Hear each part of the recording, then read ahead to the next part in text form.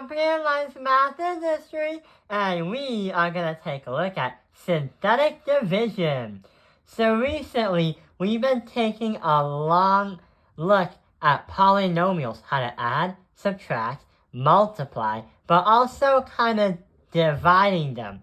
But we never really knew how to divide them in the first place. We knew how to divide simple ones, but we don't know how to divide complex ones that look like this. So we've been practicing how to graph them and also know what the tables look like. So without a graph, if the function of p of x equals 2x to the power of 3 plus x squared minus 13x plus 6, if one of the zeros on this polynomial is 2, 0, where it strikes the x-axis, then what is the value of x? So the reason why we're saying what is the value of x is because not only we're going to factor and find what the factors are, but we'll also be needing to understand what are the different x's that could appear in this polynomial. So let's think for a moment.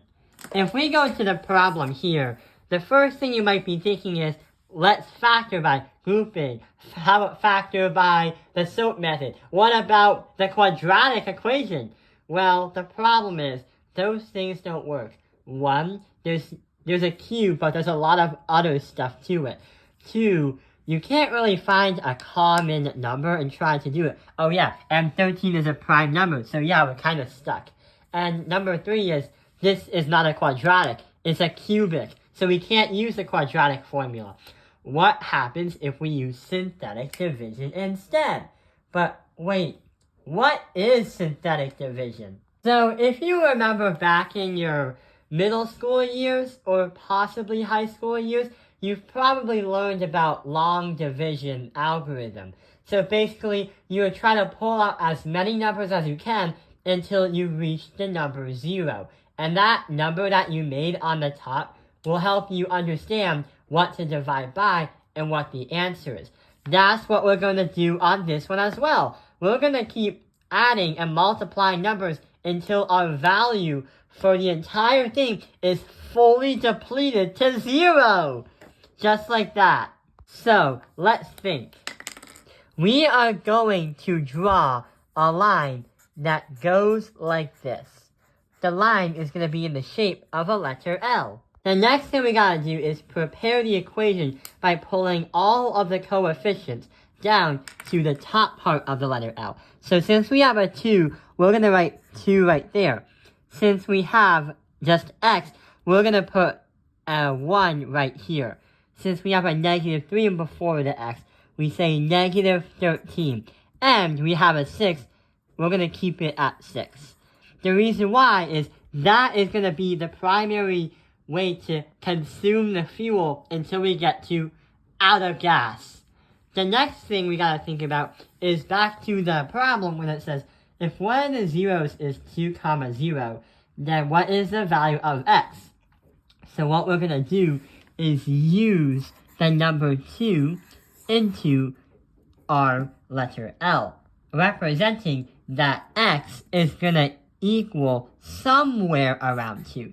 It gives you one of the zeros, but since this polynomial has a 3 in its first term right here, the number 3 exponent is a 3rd degree. But it's also going to tell you, hey, guess what?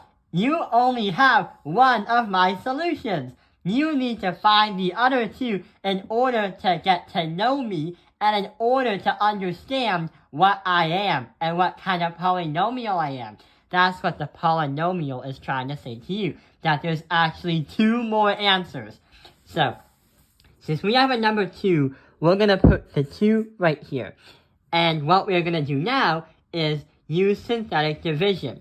Since we have a 2 on the top, we're going to pull that 2 and place it right on the bottom.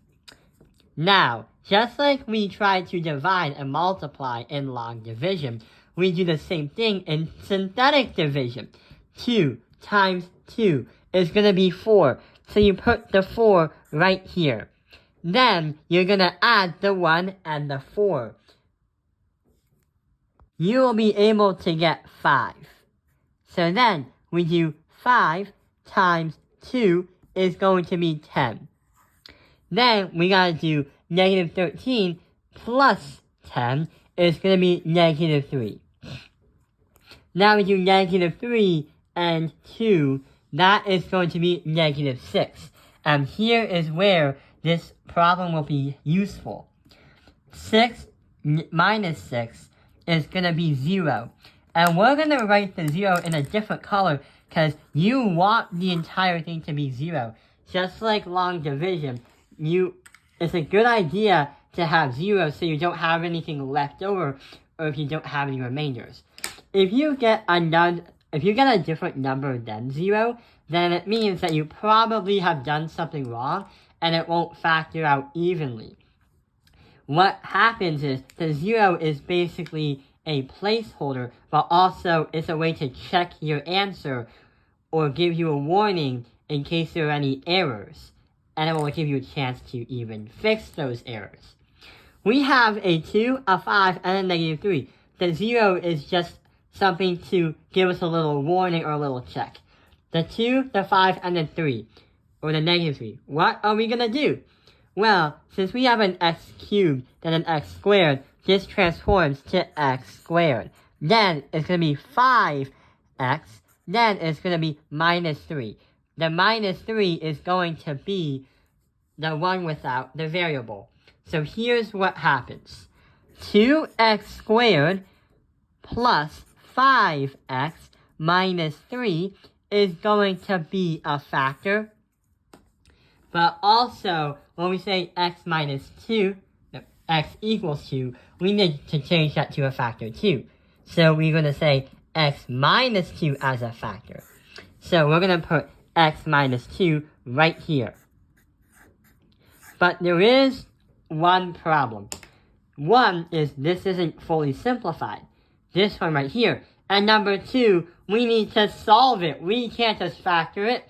So we have to continue using the skills we have to get to what the different zeros are. So, since we know that this one is a factor and it's good, this one can be factored down even more. So we have to factor the factor, the factor, the factor, the factor.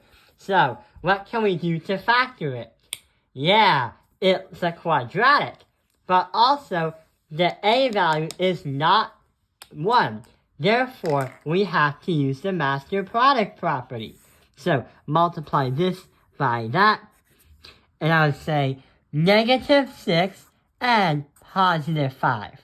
What can we do? If we say negative 6 is 1, and 1, we get multiplied to this and add to this. So here's what happens.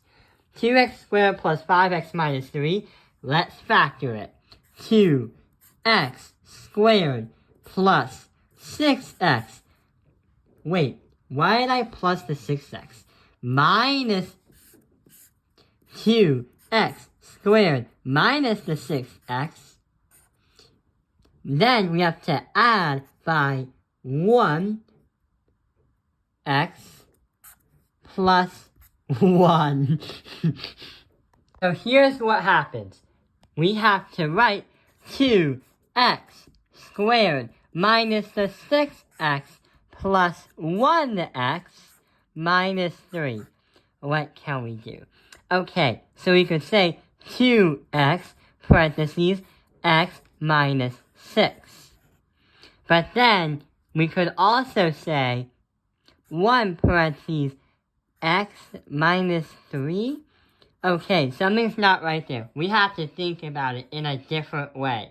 Why can't we just say, oh, it's not negative 6. Instead, we are going to say 2x parentheses x minus the 3, and the other side is going to be x minus 3, but add a 1. So here's what happens. We have x minus 2, because that was the original 0 we had in the problem. We're going to have 2x minus 1 as a factor, but also we're going to have x minus 3 as 1 as well. If you did the zero product property and set everything to 0, here's what the answer is. Or the answers, because you have 3.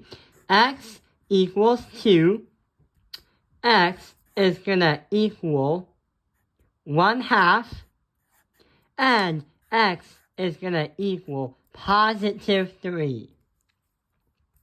So those are all the zeros that we need to complete this problem. So yeah, we already have this one, but we now found the other 2 zeros by factoring and solving. And that is also how we can use the useful strategy, synthetic division. Synthetic division is really good when you want to try to factor a large polynomial. But wait, before the video ends, there is something that we should probably take a look at. Imagine you wanted to do this problem as a polynomial and do synthetic division. So there is a problem. The problem is this polynomial is not even ready to do synthetic division. The reason why is from the last work right over here, we usually have an x cubed, an x squared, an x, and a constant. But this one, it goes from x4 and then 7x squared. We're missing something. What do we have to do? Yeah, we have to add that by x to the power of 3. 0x to the power of 3. Because when you do the problem in the shape of a letter L, you'll have 2, 0, 7, 1, and negative 7. So that is why, now, if you have something missing, you add a 0x to the equation, or to the problem. So yeah, I hope this video has helped you understand synthetic division. Thank you for watching Tao Penny Online's Math Industry. Like and subscribe.